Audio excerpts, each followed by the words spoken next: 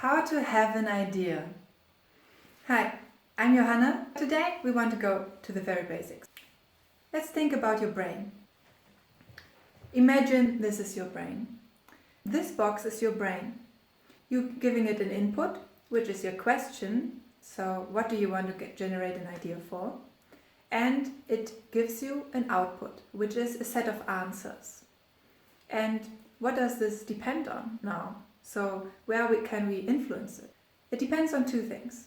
One, what you know, so the knowledge that you have in your brain.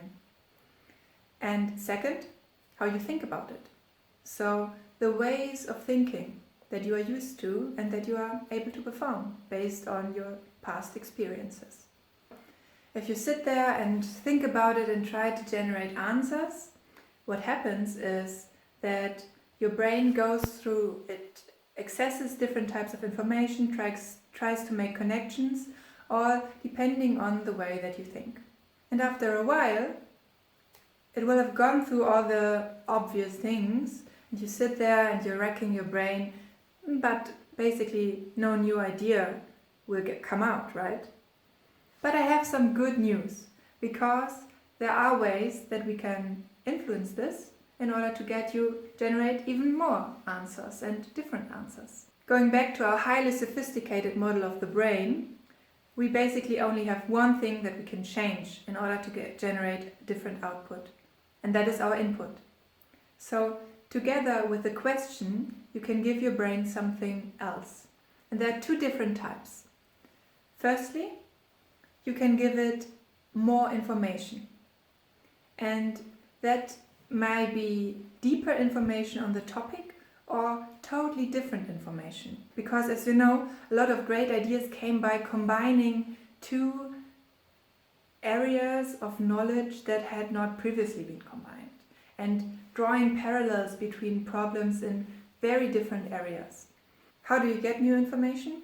You can learn something by reading, taking a course, but of course you can also invite an expert on the topic that you think will be promising to combine with your existing knowledge. The hard question, of course, is to find out which pieces of knowledge are you missing to generate your great new idea. The second way is, together with your question, input something that prompts you to think in a different way. This is where these creativity techniques come in, because they prompt you to think in different ways. They will ask you, how would Batman solve the problem? And that gives you and that gives you a different perspective, possibly, if you haven't always thought like Batman. So you can just take a look at the question from a different angle and possibly generate new results. You most probably also know bionics, which is where people ask the question, I have this engineering problem and how would nature solve it? And then they say, okay, I need to move through water fast. What in nature moves through water fast? The sharks are okay. Let's take a look at their skin and transfer these properties that it has to my mechanical problem. This is also why in many, many different contexts where ideas and innovation are important, people say work in diverse teams. Because if you work in diverse teams, you get two benefits at once. You get access to different types of knowledge and also different types of thinking, different perspectives. If you ask the same question, a physicist, a psychologist, a craftsperson, a salesperson, you will get very different answers. And the magic will happen in combining these. If you get access to more information, different types of information and different ways of thinking, you also learn.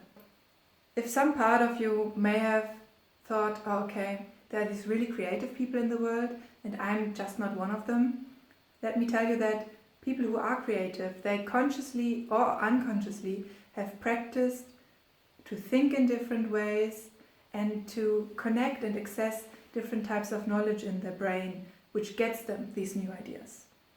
It comes down to practice and learning.